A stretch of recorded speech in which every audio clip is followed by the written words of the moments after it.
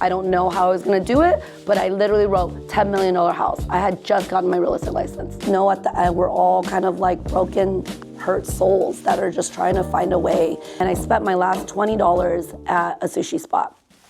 Hi guys, my name is Jen Chen, your host of Life is Messy. We are on episode 5. Today we're talking about manifestation and dating. Before we get started though, I wanted to kind of show you from head to toe. Can I stand up real quick and look? This is from one of my girlfriends. She is actually a client of mine that I was so honored to have met at one of my listings. Her name is Tess Lorenz, and she just came out with a brand of high quality luxury material that's all very Parisian chic. She hand designed everything, hand selected the fabric. This is actually like an Italian fabric, and I could tell you, I'm a big white dress shirt kind of girl. This will look so good with denim, everything. This is not a sponsored event, nor is this a commercial. I just wanted to say thank you so much, Tess, because I look so slay in this. Okay, so let's talk about manifestation. Let's talk about dating, right? So when I entered into the single world of dating, and I was really encouraged from, friends and family to be like, Jen, you have a whole nother chapter of your life. You need to be more open, now that I look at things, I was actually pretty closed-minded. I had to have a very specific thing. And every person I met, I just felt like I found an excuse not to continue on. And until I met this one specific person in my life, which I really, truly believed that I was gonna be with them. Like the connection, because I care so much about connection, right? I care about connection. I care about just having fun, being with your best friend. And so I always encourage people at the end, and I've always gotten advice of married couples that have been married 50, 60 years, super happy, and they always have given me advice of said, Jen, marry your best friend. Marry someone that you could laugh with, someone that you could laugh through the hard times and just, imagine me and my girlfriends. I just need a man version of that to laugh through it. And so I met this person and I thought, honestly, I was like, oh, no matter what, I was like, I'm gonna wait for him. He's the one for me. There was certain situations that happened and I just realized that when you don't love yourself truly and you don't know who you are still, especially after divorce, and you jump into another relationship, you tend to settle for things.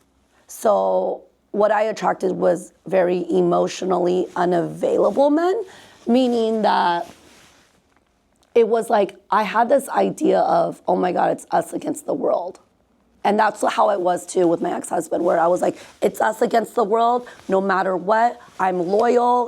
That like Beyonce song, what is it? What's that Beyonce song when you were like, all I need is a life of sin. So anyways, I live myself through musicals and songs and things like that. I just wanted to be a ride or die for somebody. And but it didn't work out. And honestly, it was a highs and lows battle. And I found out after everything, what I realized was because I truly didn't love myself first. And when you love yourself first, there are expectations. There are boundaries, right?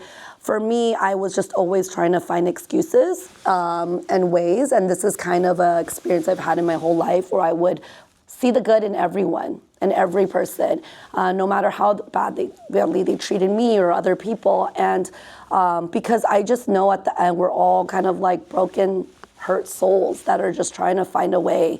So that didn't work out. And so long story short, coming into this place now of where I'm at in my life, it's really about taking care of yourself. Once you take care of yourself, you will know exactly that whatever comes your way, and once you let go, the universe, God, anyone, that's gonna provide and come to you. You're gonna attract good things. And so manifestations, right? I'm gonna manifest this right now. And I've always said this, ever since I was a little girl, I knew that one day, and no one ever believes me, but I would probably be living in Texas or Tennessee or Ohio, and have like a 2-acre, 3-acre ranch. And I would have animals, and that's the life I've always wanted. I wanted chickens. I love farm animals. I hired llamas for my baby's 2nd birthday. And my ex-husband was like, what did you do? I go, I hired llamas. Like I am this like country girl inside, but I also luxury in the same way. And I feel like, why can't we have it all? And so when I manifest this, I was like, I'm gonna marry a cowboy. I'm gonna be with somebody that looks the part, in the sense of, at the end of the day, if I don't have that, I'm still gonna get this life for myself. I think once you have that realization in your mind of, I don't need anyone else around me to make me happy, and you're happy with yourself truly, that's when things will happen. And I've lived my life like this always. Even having the twins, babies, all of these things, these are all manifestations. So 3 manifestation tips that I would say you should do is keep things simple. This is how I manifested my life. Right after we lost the ice cream shop, and I'll talk about this later on as you see different episodes, we had absolutely nothing. And I talk about nothing. I took a piece of paper and a pen, and I spent my last $20 at a sushi spot. And I sat down and I wrote 3 things that I wanted to get done.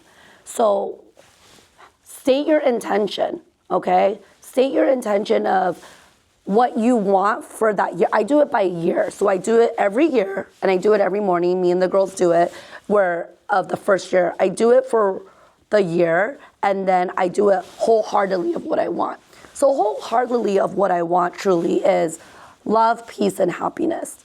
That's something that money can't buy, right? And for me, I just want abundance. Abundance, peace, happiness. I wanted a home, a safety net. That was my big picture. My little picture, I wouldn't say little, because manifestations could be, you could want anything. I look at money as paper. Legitimately, it's paper. You could have hundreds, millions of it, or you could have $1. To me, in my mind, and I read the book, The Secret, I recommend everyone to read that, is that you have to see and believe that it's just as easy as going to the market and buying milk. Literally, it's not hard. And I had nothing, absolutely nothing. And so be concise and be intentional. And I just wrote straight up. First one, number 1, I said, I wanted health, happiness, and peace for my family. That's it. Health, happiness, peace. Number 2, I was gonna close my first real estate deal, and I was gonna sell a $10 million house. I don't know how I was gonna do it, but I literally wrote $10 million house. I had just gotten my real estate license. And then number 3, I believe I wrote Lush. Lush, you know what Lush is? Obviously the soap products, right?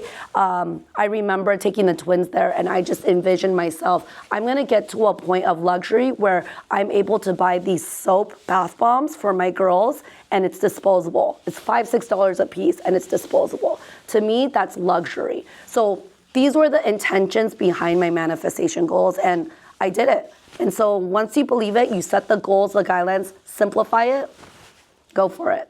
Fake it until you make it. You have to live a life that you've always dreamed of, even if you don't have the circumstances. People constantly wait and think, oh, when I get this, then I'm gonna live it. No.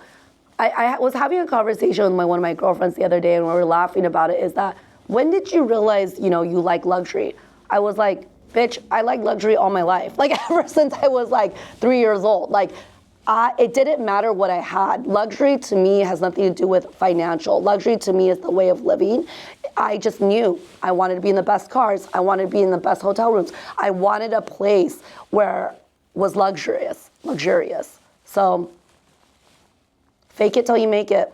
Listen, some people are doing it till the end, but I promise you and tell you it works. I mean, I don't fake it. I keep it real as fuck, because I've always been, but sometimes I have to. Thank you guys again so much for watching episode 5. We were talking about manifestation goals and also dating and just really truly knowing yourself. Come along with our journey, and I'll see you next time. Bye. Dun, dun, dun, dun, dun, dun.